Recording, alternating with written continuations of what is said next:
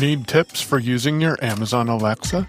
Join Lucy on All About Lady A on the second Thursday of the month for simple tricks to get the most out of your A-Lady device. Listen on the Unmute Presents podcast feed. See you there. Oh yeah, did I mention? You can also check out unmute.show for all past episodes and to get more information about what we've got going on.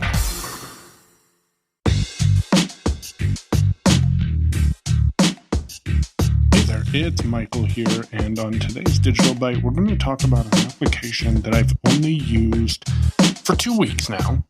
One was a week ago, the other one was a year ago. And this application is called GoodMaps. I want to give you a brief explanation of how GoodMaps works and how you can expect it to work if you get an opportunity to check it out. So GoodMaps is an app that allows you to use your phone to navigate specifically indoor locations. They do have outdoor explorer locations, but I've never actually played with that portion of GoodMaps. Last week when I was at CSUN, I used the GoodMaps application. The first time I opened it, it offered me a tutorial that I could go through in order to use it. I was already familiar with the experience, but this year it was a lot more reliable and a lot easier to use than what I remember it being last year at CSUN. For example, when you open GoodMaps, it asks you to turn to the left or right and point the camera of your phone away from your chest so it can capture the area that you're in. Once it captures that and it's able to determine where it is that you are, then it'll give you a directory you can use that has a list of rooms in the location that you're in. You can pick the room and double tap on it to add it to your favorites or get more details. Or if you flick down on the room name, it will say go. And when you double tap on go, it'll start giving you audible and haptic feedback. If you feel a vibration, that means that you're off track and you need to turn. It'll typically tell you 1 o'clock or 11 o'clock or turn to your right. And you turn until you hear a tone and the haptics stop. When you get to where you hear a tone and the haptics stop, then you're able to continue walking in that direction. If you get off path, for example, I curved over to the right when I should have went to the left, it'll tell you things like 11 o'clock, and you can use a clock face. I believe those settings are changeable on how it gives you that feedback in your app as well.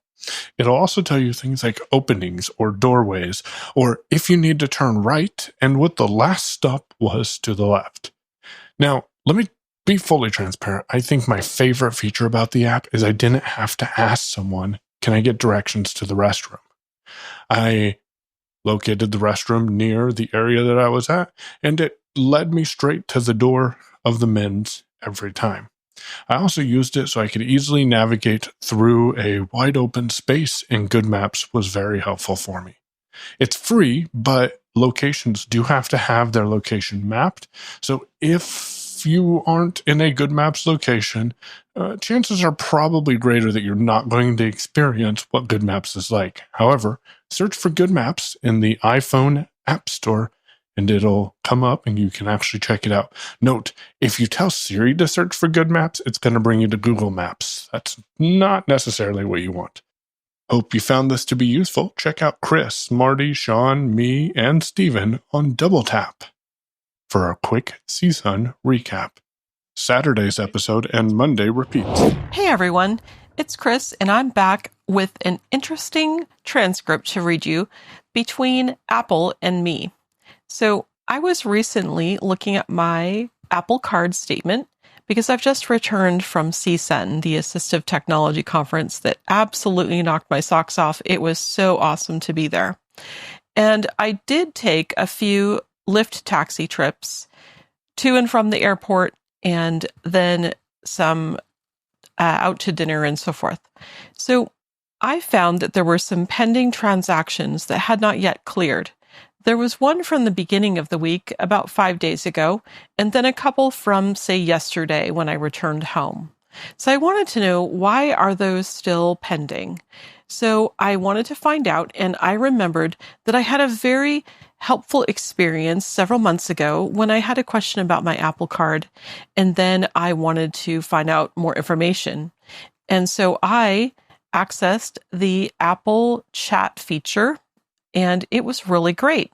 So I wanted to tell you about that. Sometimes these chat features are maybe not so helpful when you're on a website and you need to access the chat and type your answer and know when someone's responding and so forth. This is just really great. So what I did was I opened the Wallet app. I went to my Apple Card. I double tapped on More at the top right corner. And then there was a button for account details. Now, you're not going to expect it in there, but it is located there, that you can either chat or call the Apple Card support folks, or you can go to the website. So since chat was the first thing, and I remembered that I had a really good experience with that, I did just that. I tapped on the button and voila, my Messages app opened. And so I was typing, and I'm going to read the transcript to you and tell you what my experience was like. And it was very helpful. And so first I said, why does it take so long for pending transactions to be approved? And Apple wrote back, hello, good afternoon, Christina. Hope you are well. Thank you for letting me know that you need help with pending transactions. I'll be glad to help you. Please bear with me while I verify the information. And then I got a phone call, so there was a little bit of a break. And then it said, thank you for waiting. Pending transactions for regular purchases may be posted in 2 to 3 business days after the transaction is charged. Here's my response. Some of these transactions are still pending from 5 to 6 days ago. They're all from the same company, and some of them have cleared. So I was asking basically why have some cleared and some have not. So Apple writes back, hello, I'm Apple's automated assistant. Apple will keep this conversation and may use it to provide you support quality assurance to train advisors and improve contact center technology. Tap the link below to see how your data is managed. And then there is a button that says Message Apple and Privacy, or it's rather a link. And then Apple writes back, to get you to the right place, I'll need to get some more information. Please choose your reply with the option below that best describes what you need help with. And there was a button that was chosen for me. The only option was payment topics. And so really, there were no options in that category. So I respond back, none of these apply since I have questions about pending transactions which have not yet cleared. Apple writes back, let me get you to someone who can help. Choose the option from the list below that best describes what you need. And there was a button that says support topics. And then there was a list of support topics, and I chose Apple Card support. So basically what we've gotten is no help so far, but we're getting closer, and we're going to be over to the Apple support folks. Apple says, I can help you with your Apple Card. Then there is a button that says verify with Goldman Sachs.